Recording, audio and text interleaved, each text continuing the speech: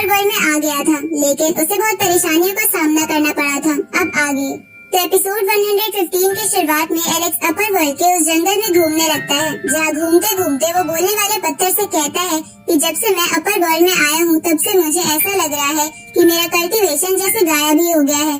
साथ ही इसकी वजह से मुझे उड़ने में भी प्रॉब्लम हो रही है। ये सुन के बोलने वाला पत्थर एलेक्स को बताता है कि लोअर वर्ल्ड के मुकाबले यहाँ पर चीजें बहुत ज्यादा परफेक्ट है, जिसकी वजह से तुम्हारा कल्टीवेशन लेवल भी सप्रेस हो गया है। तभी एलेक्स को पास से किसी बर्ड की आवाज आने लगती है, तो एलेक्स उसी तरफ जाने लगता है। जहाँ जाते हुए वो बोलता है कि ये है तो किसी बर्ड की आवाज, लेकिन मुझे उसमें से बहुत ज्यादा स्पिरिचुअल ऑरा फील हो रहा है। अब एलेक्स उस बर्ड के पास पहुँच जाता है और देखते हुए कहते हैं कि ये तो कोई सिल्वर फीनिक्स लग रही है, लेकिन देखने से मुझे ऐसा नहीं लग रहा कि इसके अंदर उस रेड बर्ड जितनी स्मार्टनेस है जो स्टोन विलेज में है।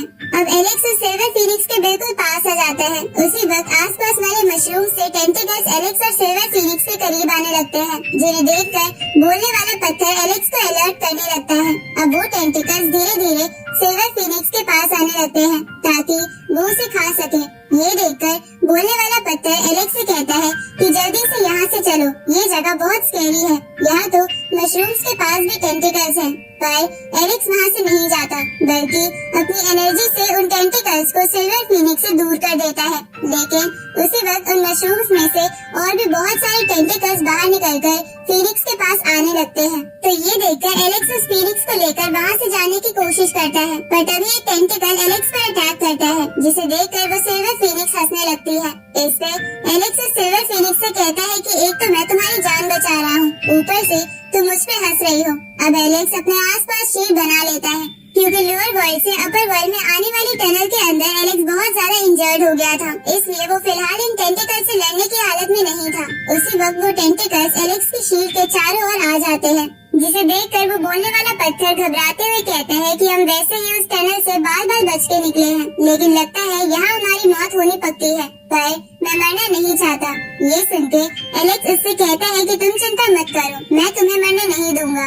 उसी वक्त एलेक्स बूटियान हॉल का एक वेपन बाहर निकालकर सभी टेंटिकल्स को दूर कर देता है, जिसके बाद वो तेजी से वहाँ से भागने की कोशिश करता है, लेकिन वो सभी टेंटिकल्स एलेक्स को पकड़ लेते हैं और उन मशरूम्स की एनर्जी भी एलेक्स को आगे जाने नहीं दे रही थी। तो ये देखकर एलेक्स अपने उस वेपन की मदद से एक जोरदार ब्लास्ट करता है और उसके इम्पैक्ट की मदद से वहाँ से निकल आता है, लेकिन वो बहुत ज्यादा इंजर्ड हो गया था और अब उससे ठीक से चला भी नहीं जा रहा था। इसलिए वो एक जगह आके बैठ जाता है, जहाँ वो सोचने लगता है कि वो पहले ही बहुत ज्यादा इंजर्ड था और अब तो उसने बहुत ज्यादा एनर्जी भी इस्तेमाल कर ली है, इसलिए अब उसे जल्दी से जल्दी कोई प्लेस ढूंढ के अपनी हेल्थ की रिकवरी करनी होगी। उसी वक्त वहाँ एलेक्स कुछ लोगों को आता देखता है। अब एलेक्स सिल्वर फीनिक्स से कहता है कि अगर यहाँ की हालत और खराब हो जाए तो तुम मेरी चिंता मत करना और यहाँ से भाग जाना। तभी एलेक्स बेहोश हो जाता है, तो सिल्वर फीनिक्स भी वहाँ से चली जाती है। इस तरफ वो लोग भी एलेक्स को देख लेते हैं और उसे अपने स्नेल व्हीकल की मदद से एक स्पाइडर के पास ले आते हैं। अगले दिन एलेक्स की जब आँख खुलती है तो वो देखता है कि अंकल शेन उसका ट्रीटमेंट कर रहे हैं। ये देखकर एलेक्स थोड़ा चौंक जाता है, क्योंकि अंकल शेन अपर वर्ल्ड में नहीं हो सकते थे।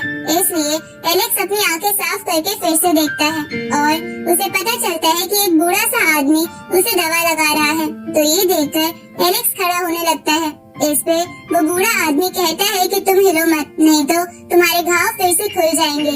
ये सुनके एलेक्स उस बूढ़े आदमी से पूछता है कि आप कौन हो और क्या आपने मेरी जान बचाई है। जिस पे वो बूढ़ा आदमी एलेक्स को बोलता है कि मैं जू विलेज का चीफ हूँ और कल रात हमारे विलेज की हंटर टीम तुम्हें जख्मी हालत में यहाँ लेकर आई थी, क्योंकि उन्हें तुम विलेज के रास्ते में पड़े हुए मिले थे। ये सुनके एलेक्स को अपने स्टोन विलेज के हंटर टीम की याद आती है और उसे लगता है कि ये लोग बहुत ही अच्छे हैं, इसलिए वो चीफ को जान बचाने के लिए थैंक यू बोलता है। ये सुनके वो जू विलेज का चीफ एलेक्स से कहता है कि तुम्हें थैंक यू बोलने की जरूरत नहीं है, हमारे जू विलेज के लोग कभी भी लोगों की जान बचाने से पीछे नहीं हटते।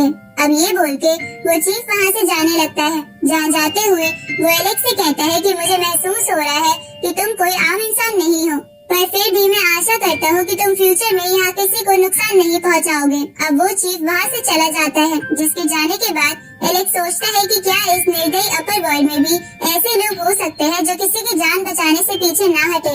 एलेक्स चीफ को अच्छा आदमी समझ रहा था, लेकिन वो चीफ को छुपा रहा था क्योंकि उसने एलेक्स को स्पाइडर से रिलेटेड कोई भी बात नहीं बताई थी।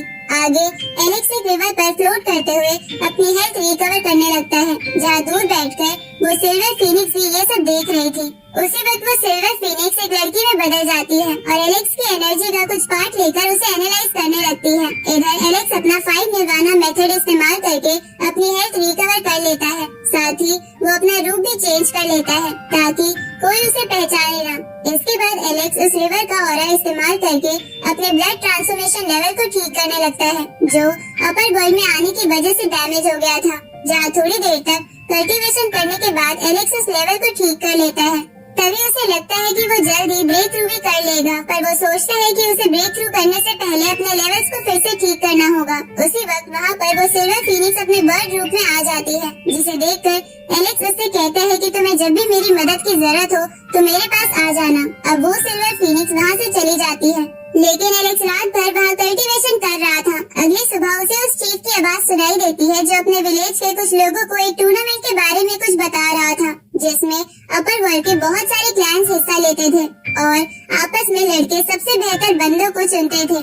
अब ये सुन के एलेक्स उस चीफ के पास आ जाता है, जहाँ आकर वो उससे कहते हैं कि ये वाला रूप ही मेरा असली रूप है और मेरा पहले वाला रूप नकली था। अब वो चीफ एलेक्स को वहाँ देखकर उसे भी बताने लगता है कि ये टूर्नामेंट हजारों सालों में एक बार होता है, लेकिन इसे जीतना हमारे विलेज के लिए एक सपने से ज्यादा कुछ नहीं है।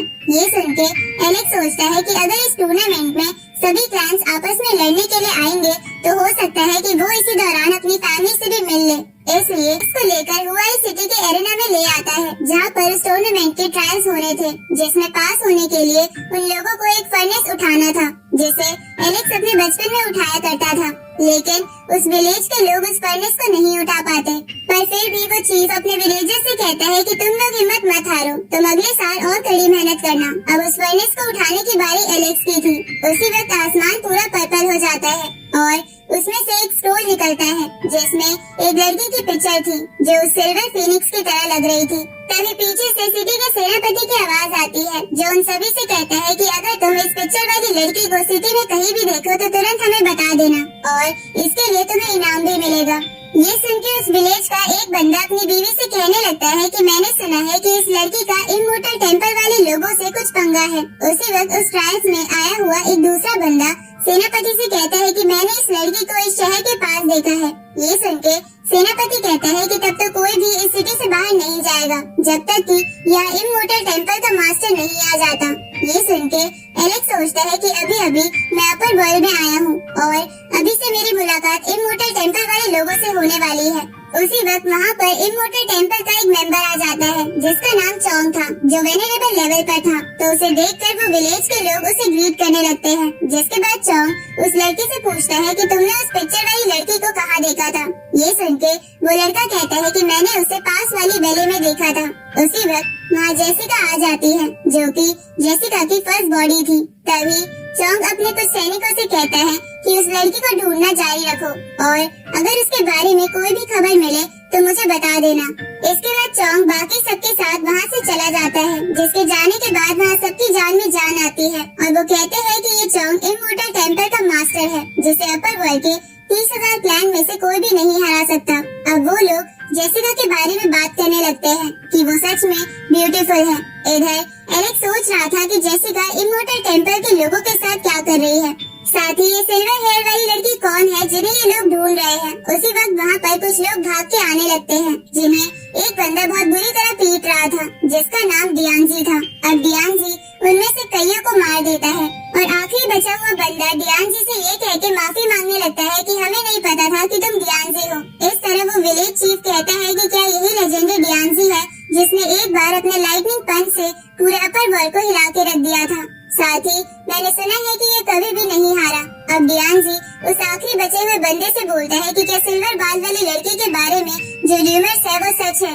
इस पे वो बंदा बोलता है कि हाँ, मैंने सुना है कि उस लड़की को कॉपर चेस्ट जैसा वैल्यूएबल ट्रेजर मिल गया है। साथ ही उसने सुप्रीम श्राइन को भी ढूंढ लिया है, लेकिन इससे ज्यादा मुझे और कुछ नहीं पता। अब ये बोल के डियांजी वहाँ से चला जाता है, जिसके जाने के बाद एलेक्स सोचता है कि ये सिल्वर बाल वाली लड़की है कौन जिसके पीछे सब पड़े हैं। तो अब इसका पता लगाने के लिए एलेक्स चोंग वाली डायरेक्शन में चला जाता है, जहाँ वो चोंग और जेसिका के सामने फॉक्स गर्ल को देखता है और देखकर कहता है कि ये फॉक्स गर्ल अकेले है, लेकिन फिर भी इन दोनों से नहीं डर रही। इधर वो फॉक्स गर्ल जेसिका से कहती है कि चलो हम दोनों फाइट करते हैं और जो भी हम में से हारेगा उसे उस सिल्वर बाल वाली लड़की का पीछा छोड़ना होगा।